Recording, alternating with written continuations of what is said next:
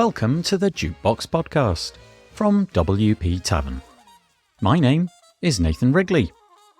Jukebox is a podcast which is dedicated to all things WordPress, the people, the events, the plugins, the blocks, the themes, and in this case, community engagement in WordPress sponsorship. If you'd like to subscribe to the podcast, you can do that by searching for WP Tavern in your podcast player of choice, or by going to wptavern.com/feed/podcast, and you can copy that URL into most podcast players. If you have a topic that you'd like us to feature on the podcast, I'm keen to hear from you and hopefully get you or your idea featured on the show. Head to wptavern.com/contact/jukebox and use the form there. So on the podcast today, we have Thomas Fanchin. Thomas is a WordPress enthusiast and is the partnership manager for Weglot, which is a solution for translating websites, not limited to WordPress. His role means that he's immersed in the WordPress community. He's passionate about connecting with and learning from others in the community.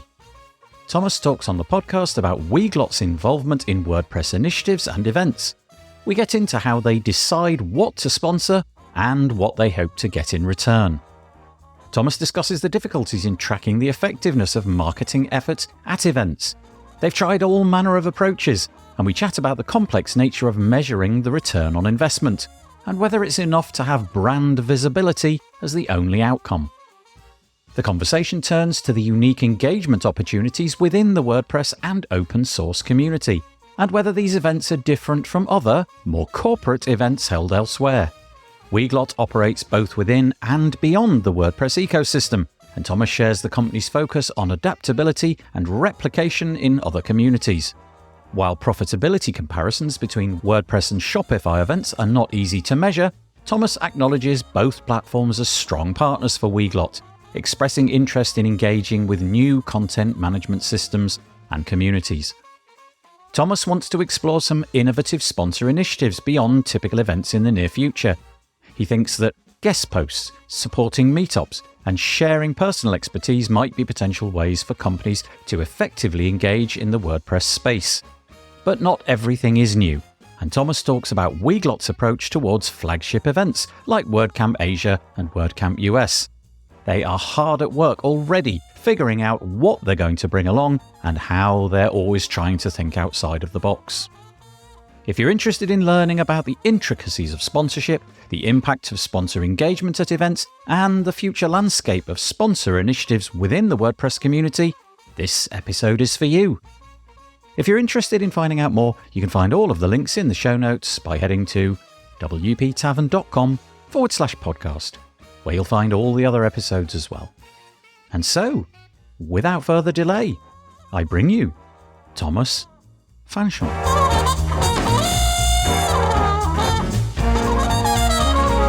I am joined on the podcast today by Thomas Fanchin. Hello, Thomas. Hey, how's it going? Good, thank you. Very nice to have you on the podcast. We've intended to do this podcast before, but we had some gremlins, and so we finally got to it, and I appreciate you staying the course, Thomas. Really appreciate it.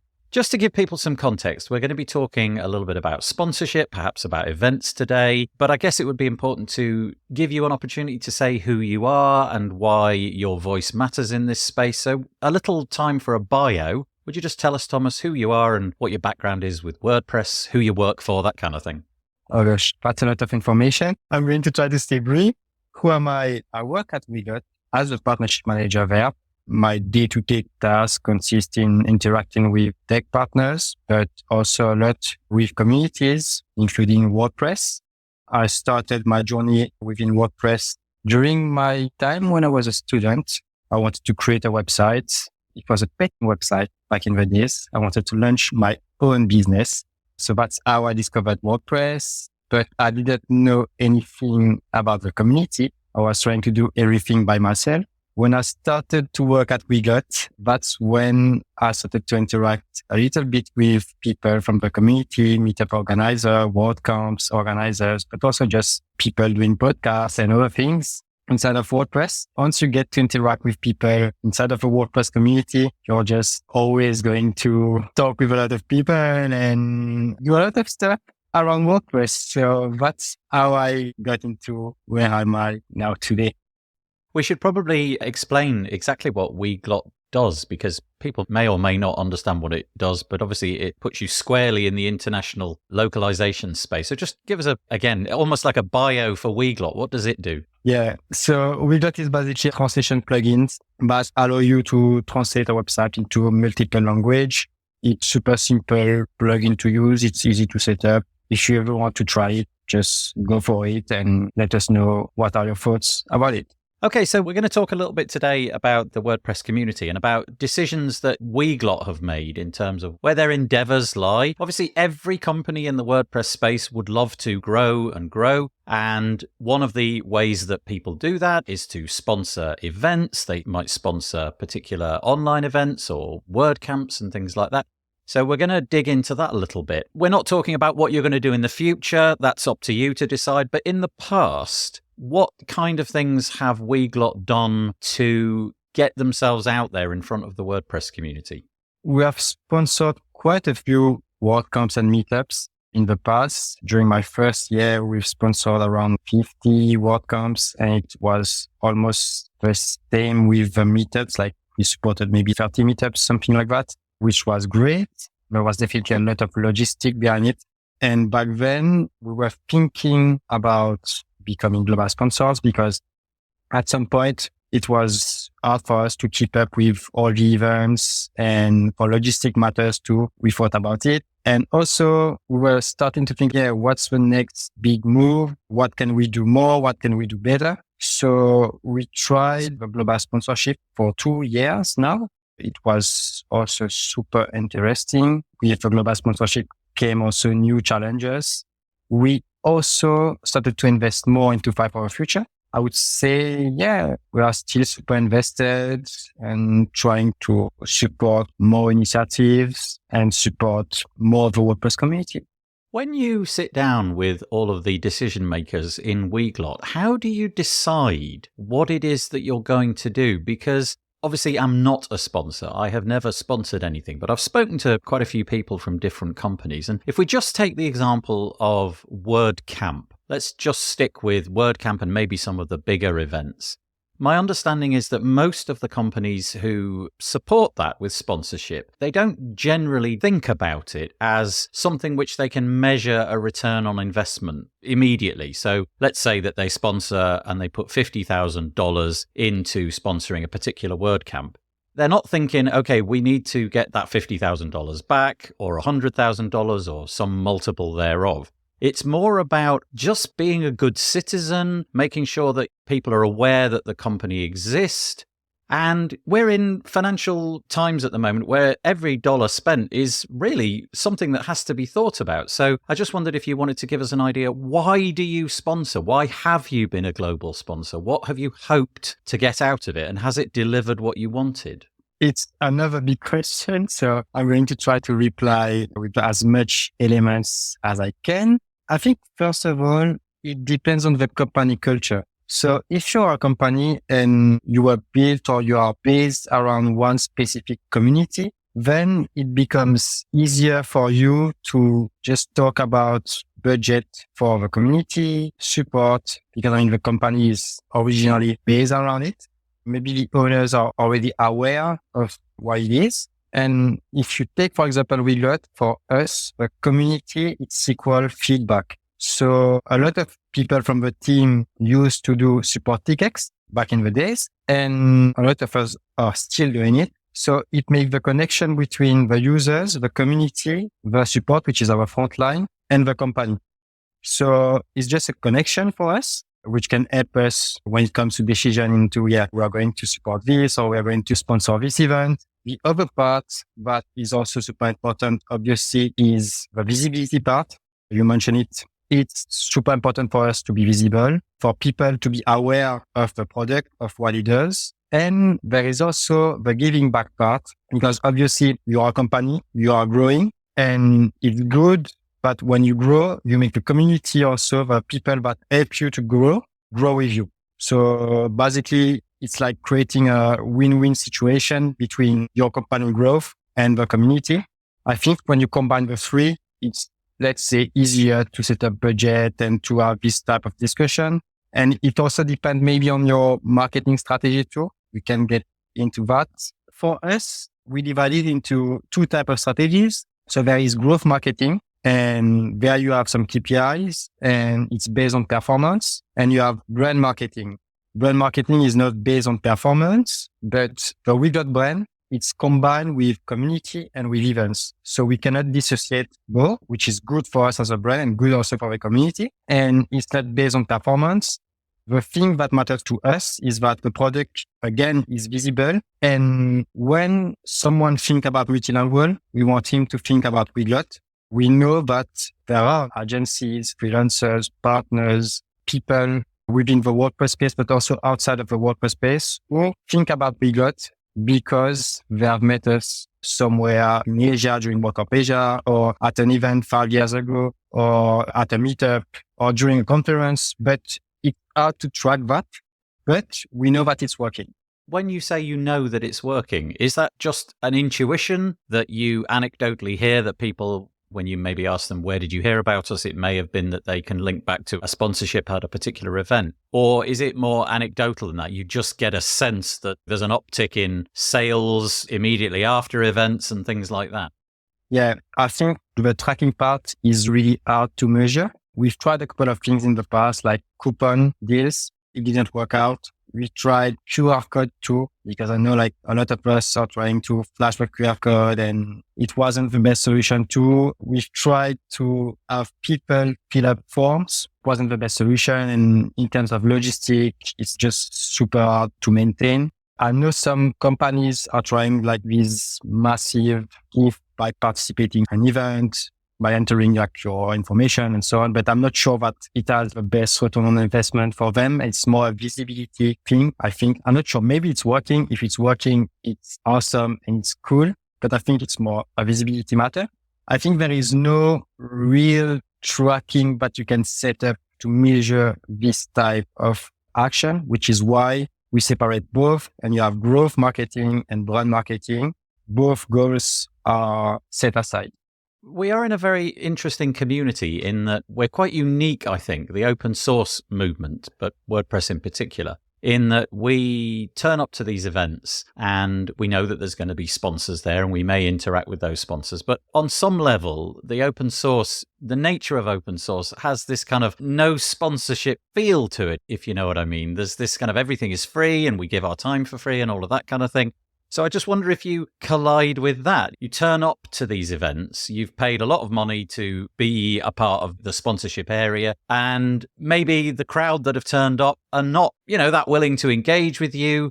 Maybe in a different environment, a much more corporate environment, people would be willing to make that trade a little bit more, and they might be more willing to come and talk with you because, I don't know, they've got a different agenda.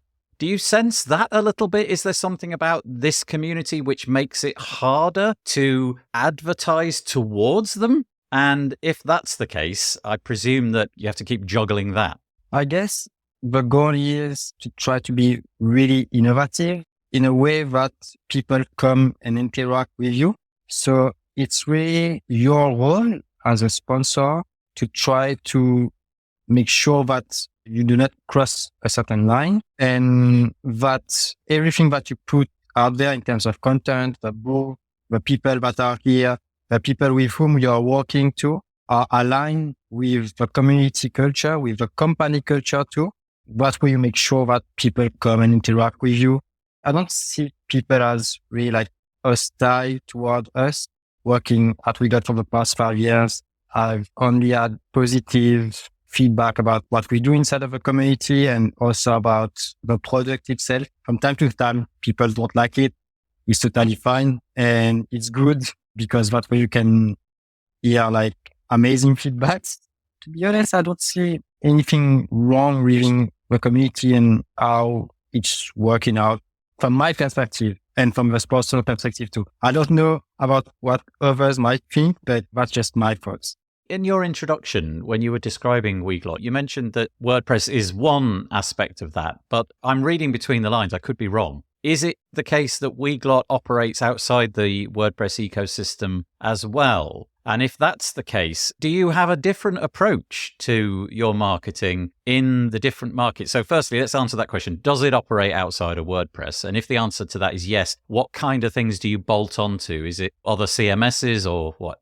So the two founders of Weglot, they always had these goals of creating a solution for translation that could be used on any website on the market. That was the purpose of the tool. We started to launch it on WordPress, but we also made a version for Shopify. And now you have this general integration that you can use on any website. And so the answer is yes, you can use Weglot outside of WordPress. Regarding question 2, I think it's a similar approach. It might be because of the company culture and because of where we started. WordPress is like a big part of what we do inside of different communities. We believe that what we are doing here is really positive. And if something is working and it's positive, what you're going to try to do is to replicate it in other communities. It's really what we try to do. But at the same time, of course, you need to adapt yourself to the other communities because I don't know, maybe it's not the same people inside of the community. Maybe it's more like corporate people. Maybe it's people that are not interested about open source. Maybe it's people who don't know at all about how to code. I don't know. There is various communities out there. And yeah, I would say like we try to adapt ourselves and at the same time, we try to replicate what's working. This is going to be a difficult question to answer potentially because you may not have the numbers to hand. But do you know if, let's take the example of Shopify, do you know if Shopify gives Weglot a greater level of profitability for every dollar spent on events or on advertising on Facebook or Google or whatever it may be, wherever those dollars get spent? Do you know if there is a greater profitability in one of those communities than there is in another?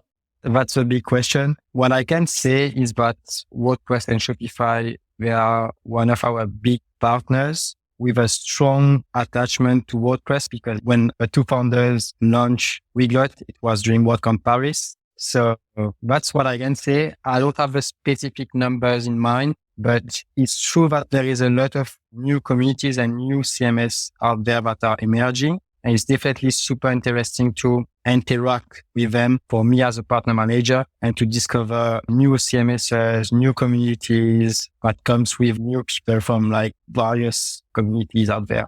So we've spent quite a bit of time talking about sponsoring events, but obviously sponsoring could be in all sorts of different directions. And I think you mentioned things like Five for the Future. I'm wondering if that's something that Weglot explores. So, if you're listening to this podcast and you're working for a company and you're trying to think of innovative, interesting ways, and obviously you could sponsor a WordCamp, that one's fairly straightforward. Are there any other things that you do? So, for example, do you sponsor particular individuals to contribute to the code base? Do you sponsor some smaller events like meetups or anything like that? Do you do things like Five for the Future or any other things that we may not have heard of? So anything outside of the normal, typical WordPress events?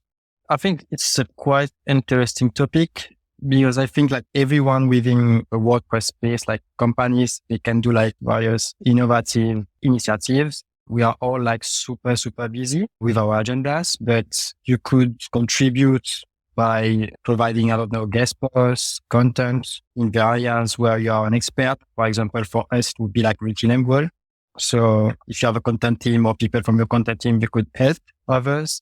You could also, let's say, help meetup organizer with their venues. At Weglot, from time to time, there is like this marketing community. They come to have breakfast at Weglot in the morning.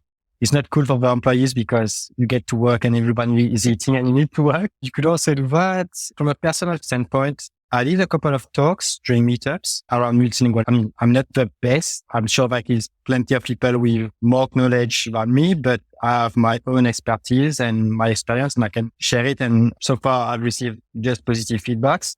There is various stuff that you could do at a personal level inside of a company. And yeah, of course, we are also doing Five for the Future. We are sponsoring, I think right now, 3 contributors inside of a community team and the polyglot team too.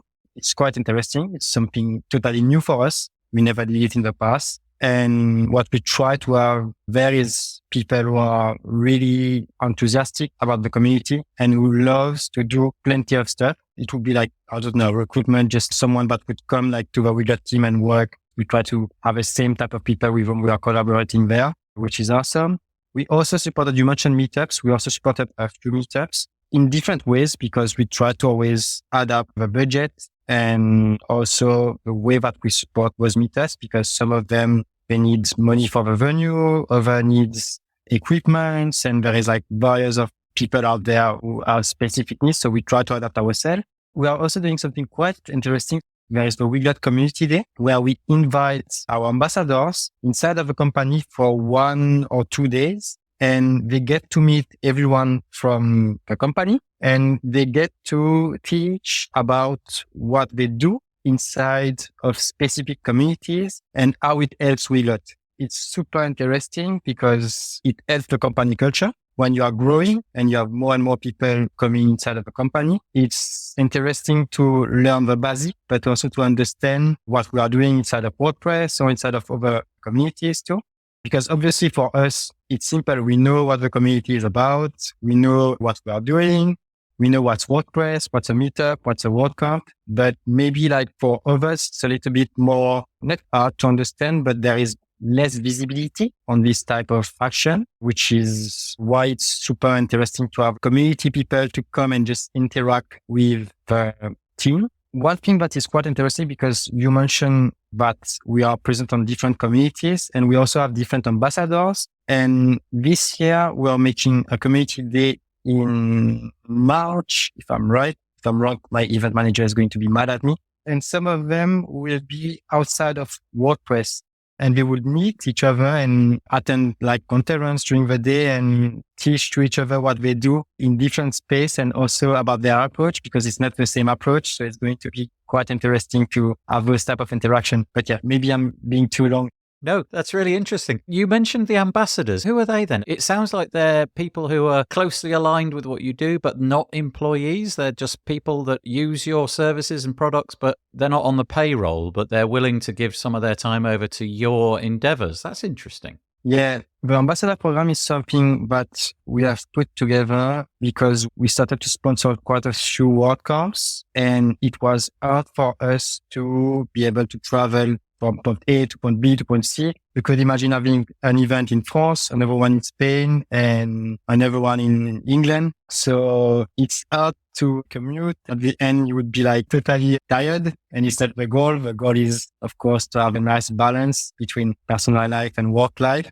We found out that there was plenty of people who were attending WordCamps and were willing to do it for companies like us. We tried to find some community people who share the same thoughts as we do inside of Wiglet, love the product, want to talk about it, and want to participate inside of the community. That's how it started. Now we have a few ambassadors who are working with us. We try now, since this year, it's the first time that we did the community day. So we try to have the ones that are representing us in like various countries to come up in Paris with us and discuss with the team. That's a really nice initiative. I like that. I also just like the fact that there's people who are so into what you do as a product that they're willing to donate their time. It's almost like a little microcosm of the WordPress project inside the Weglot project. You've got volunteers who are helping you out. Yeah, that's fascinating. I'm going to just encourage the listeners of the podcast to go to the show notes, and I'm going to link to a piece on the make.wordpress.org website by Kate DeRosier. It was published on the 29th of November, 2023, and it's called Should We Allow Sponsor Demo Rooms or Tracks at Events? I'm also going to link to a piece over on Post Status by Marika van der Act. The name of that piece escapes me at the moment, but it was all about the WordPress community getting divided into participants on the one hand and sponsors and companies on the other hand. And I'm interested about this. I'm interested to know from your perspective. Now, we've talked a little bit about how you make a return on investment or whether that's necessary or not. But I'm wondering if, as the years have gone on, you mentioned that you've been involved in WordPress for 5 years or more.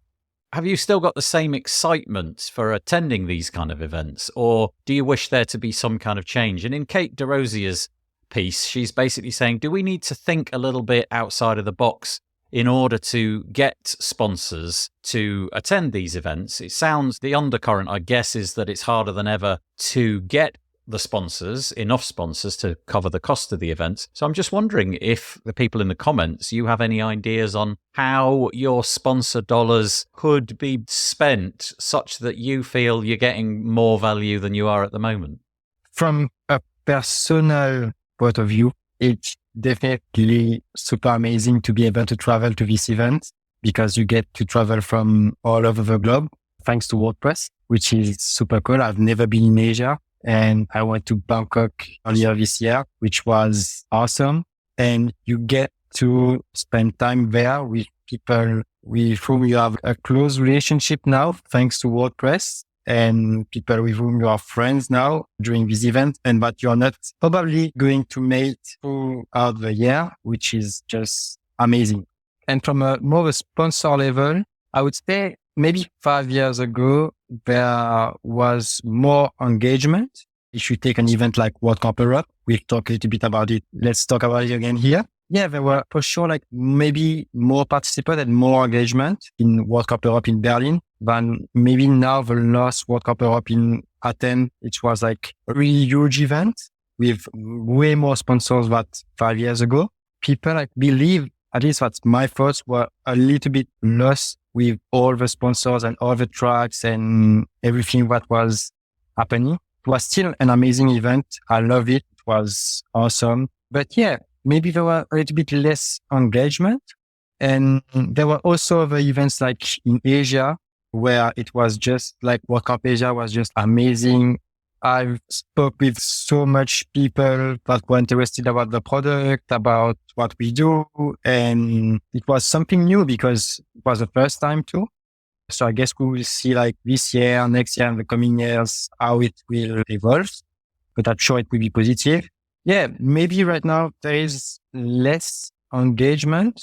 But if we go back to the beginning of this conversation, I think the job of a lot of sponsors here is to try to be innovative to attract people. It could be your booth. It could be the activities that we are doing. I think right now it's just, we are at a stage where we should all start to think about outside of the box and think about crazy ideas that we could put together to have people come interact with your product, but also with what you do inside of a company.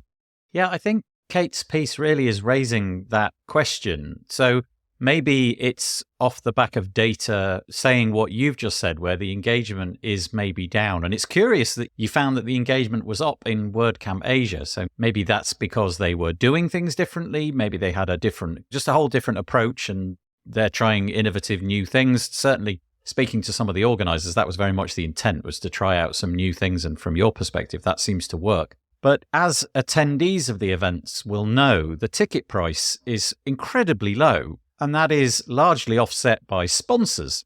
And so if sponsors like Weglot determine that the engagement is going down, maybe we shouldn't sponsor this particular event, that then jeopardizes the event in the future. So Kate's piece, I guess, is trying to figure out if there are things which would attract the sponsors. So she's suggesting things like demo rooms, and various other things are suggested in the chat, but she's thinking things like, could we have a standalone room just for demos for sponsors? Would it be possible to offer them different kind of packages? What would those packages contain? Could there be maybe some, an event which is at the end of the event as a whole, where the sponsors get up and get to give away prizes or something like that? The point is thinking out the box. And we did an episode a few weeks ago, which again, I'll link to in the show notes, where we're talking about next gen events. And all of that, again, seems to be talking about a picture of these events are, after the pandemic at least, we're struggling to get them back. We're struggling for the sponsors to be interested. We're struggling to get the numbers back. And so being innovative matters. Do you think that you'll be, in the next 5 years, sponsoring these events at the same level? Or do you have an intuition that you'll be going your own route and trying things your own way? Yeah, if we're talking about the flagship events, I know that next year we will still support all of them, which is great. I already know that for World Cup Europe, we are going to have a really nice booth there, and everyone is right now working to be as innovative as possible to make sure that everyone has a super nice experience entering into the WeGot booth. I hope it's going to be amazing. In World Cup Asia, I know that we are working right now on the booth, the concept and everything that we are going to do there, which is awesome. And I think it will be the same for World Cup US. On a more global perspective, I know that this year we are not going to be global sponsors, but the reason behind it is that we want to diversify the way that we support WordPress. And we are going to try to invest more into new initiatives, but also into contribution space and into Fight for the Future. But yeah, it doesn't mean that we are stopping anything. We are still going to support the flagships and other WordCamps too. We are going to be just more selective into the WordCamps that we are supporting. But I think for us, it's more the logistic behind supporting like all the events. It was hard to follow up. And we always had that goals in mind that if we were going to be global sponsor, we wanted to have someone representing us in all the WordCamps. And unfortunately, we were not able to maintain that. It's cool, not cool, but it's like amazing to support all these events. But you need to make sure that at least you have someone out there and not only is like an empty table with no goodies or with some goodies and no one there. And even the logistic behind like sending goodies in like all the places in the world, it's like crazy. And we were lucky. Now we have our event manager who is working with us and she put together an amazing program for the goodies itself. So it was like something that she set up only for that. And we were able to work with ambassadors from a lot of places, which is also like super cool because now we have more and more people working with us, but still it was hard for us to be able to be present everywhere as we wanted to. So it's part of the reason why. What was the initial question again? Maybe I got lost. Yeah, it was really about whether or not you see the landscape in the next 5 years being the same as in the last 5 years. So obviously money is tight everywhere. I was speaking about this year and about how we're going to support also like meetups too. So I'm in touch with some meetup organizers too, and we're going to support their meetups. I know that a lot of sponsors are struggling. And as we talked about it earlier, it's hard to give a track on everything that we are doing. And for sure, if there is room for new type of sponsorship or new type of visibility action that we can put together, it would be awesome. The thing that you have to keep in mind is that it's cool to have these new ideas, but we need to make sure that it aligns with the community and that we don't cross that line that we talked about earlier.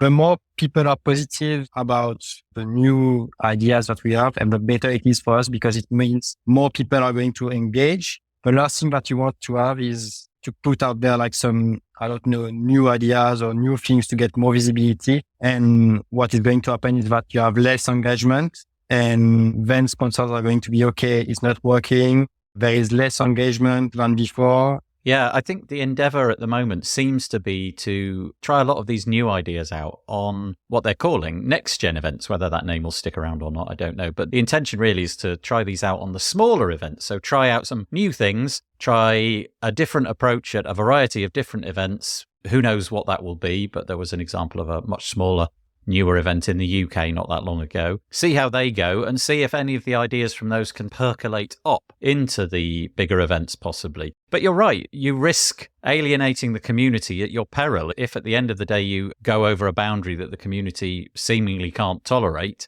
Then you risk polluting the entire river, which would be a complete disaster. So I guess we're going to see. Let's see how these things change in the future. Let's see how companies cope with the realities of post-2023 over the next few years, see what their purse strings are like. And let's hope these events are continued to be sponsored by companies like WeGlot. Thomas, just a quick one. If anybody has listened to this and thought, do you know what, I'm struggling with the same sorts of things, it would be nice to chat to Thomas, see if there's any alignment, maybe there's some sort of opportunities to work together. Where would be the best place to get in touch with you? Maybe on LinkedIn. You could all reach out to me on LinkedIn. I'm not posting every day, but I'm really reachable by message. So if anyone wants to reach out, talk about WordPress, talk about Fight for the Future or contribution, or you have a new podcast idea, you're looking for support, or you just want to discuss a little bit about partnership, feel free to reach out to me there.